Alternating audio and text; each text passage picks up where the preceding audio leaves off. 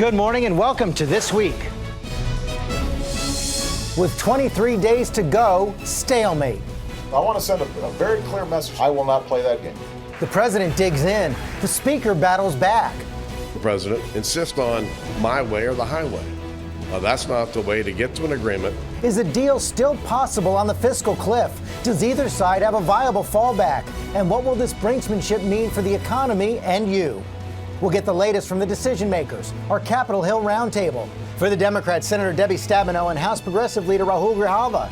For the Republicans, Senator Tom Coburn and House Conservative star Jeff Hensarling. Then our Powerhouse Roundtable weighs in on that and all the week's politics. As stars align for 2016, a Tea Party stalwart abandons the Senate. Conservatives on the Hill are counting on us. Conservatives all over the country are counting on us. And the Supreme Court takes on gay marriage. We'll break it all down with George Will, that political odd couple James Carville and Mary Madeline, Nobel Prize-winning economist Paul Krugman of the New York Times, and ABC's own Matthew Dowd. From ABC News, This Week with George Stephanopoulos. Reporting from ABC News headquarters, George Stephanopoulos. Hello again. Just over 3 weeks away from that fiscal cliff, we've just come off a week of press conferences, speeches, symbolic votes in the Senate, but less than a single hour of serious negotiating. So what will it take to break the stalemate? We're going to get into that and a whole lot more this morning with two big roundtables of elected officials and experts. Let's begin with the lawmakers. Senators Tom Coburn for the Republicans, Debbie Stabenow for the Democrats. And here in the studio, Democratic Congressman Raúl Grijalva and Republican Jeff Hensarling. And Congressman Hensarling, let me begin with you. The president's been absolutely clear of at least one thing. He says that for there to be a deal, tax rates on the wealthy are going to have to go up. If that's his bottom line, can there be a deal? Well, again, as the Speaker has said, unfortunately, what we see out of the president is my way or the highway. Before the election, he said he wanted $800 billion worth of revenue, $1 of revenue for every $2.50 of spending reductions. And now after the election, it's a little bit of bait and switch. Now he's asking for $1.6 trillion. And if you look closely, for every $1 of tax increase, there's about 20 cents of spending reductions. He said he can negotiate even on the number. I'm talking about the rates. If the rates go up, can Republicans in the House accept a tax rate increase? No Republican wants to vote for a rate tax increase. I mean, what that is going to do, according to the National Federation of Independent Business, that commissioned a study by Ernst & Young, is cost 700,000 Americans to go from having paychecks to unemployment checks. Because of what that's going to do to the economy, George, hardworking Americans are going to see a 2% reduction in their paycheck if they keep them. Listen, the president, again, if he would do what he said before the election, as opposed to the bait and switch, what Republicans feel like is a little bit like Charlie Brown running to kick the football and Lucy pulls it away. But ultimately, it's a spending problem. That is where the problem is. The American people know it.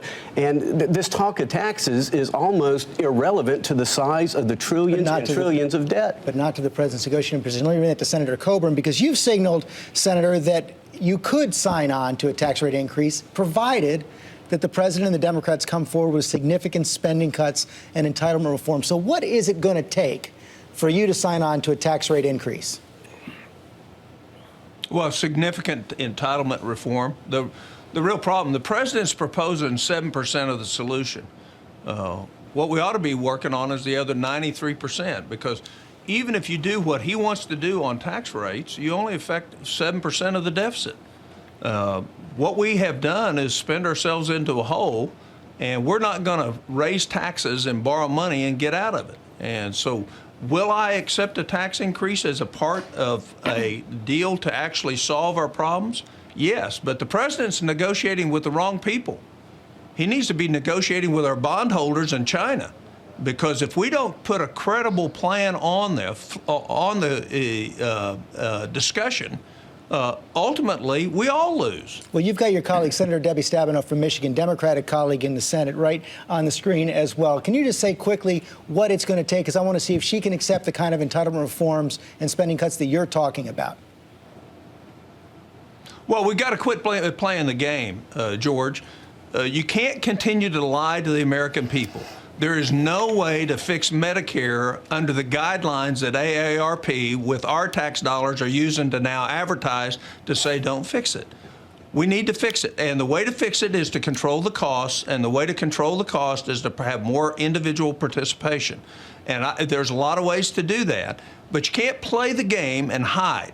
Medicare and Social Security and Medicaid, if those aren't fixed, if we're not honest about how to fix them, and the fact that, yes, everybody in this country will have to participate in some discomfort if we're going to get out of this hole. Senator Stabenow, as long as we continue to lie to the American people that you can solve this problem without adjusting and working on those programs, it is dishonest and beneath anybody in Washington. So, Senator Stabenow, you heard it right there. Medicare, Medicaid, and Social Security all have to have significant reform. Everyone's going to have to sacrifice. Can you accept that? George, let's look at the facts, first of all. There are three parts of the stool here to solve this problem.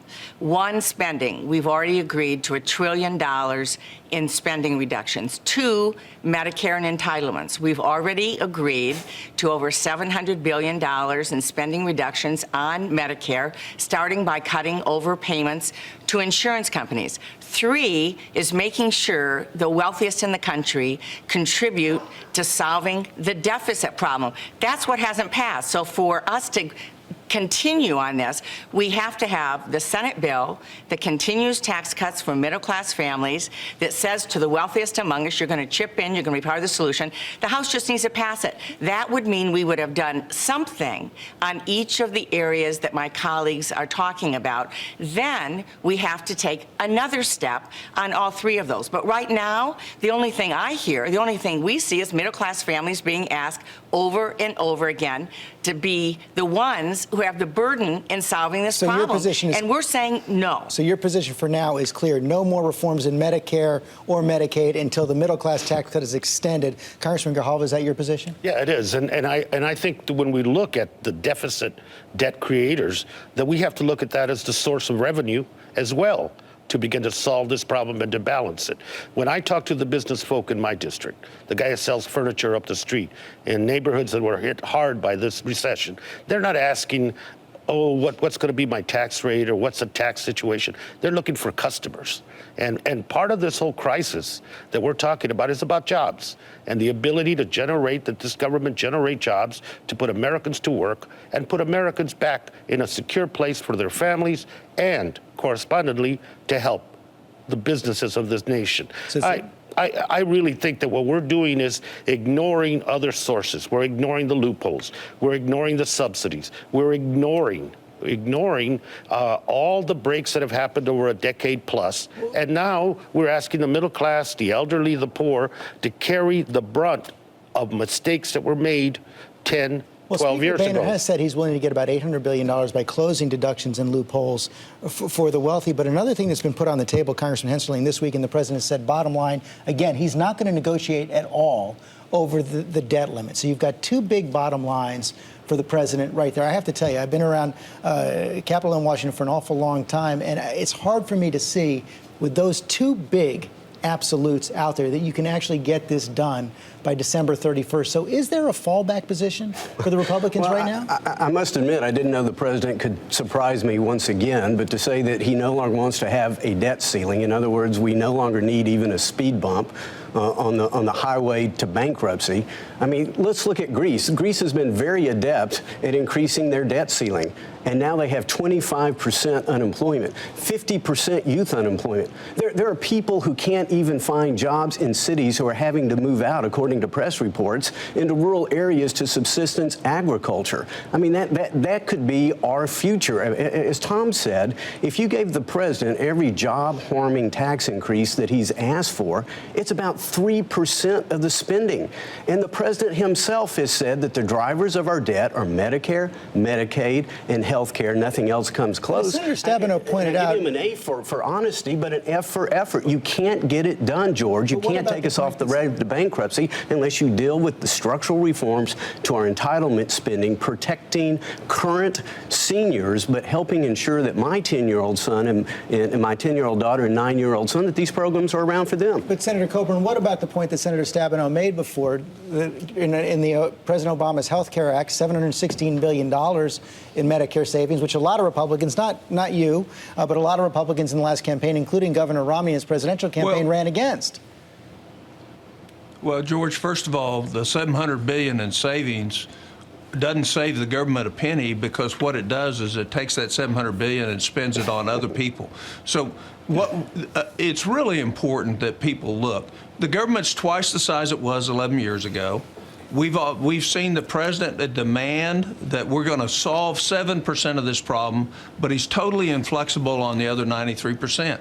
It doesn't really matter what happens at the end of this year, because ultimately the numbers and the bondholders throughout the world will determine what we'll spend and what we won't. So we can play the political game that is being played out in Washington right now, or we can actually be absolutely honest with the American people and say, Medicare's going bankrupt, Social Security bankrupt, disability will be bankrupt in 2 years, Social Security Trust Fund will be bankrupt in 5 years, Social Security total will be bankrupt in probably 16, 17 years. Those are worst case scenarios by the trustees of both those organizations. So we can play the game, and that's what we're facilitating this morning.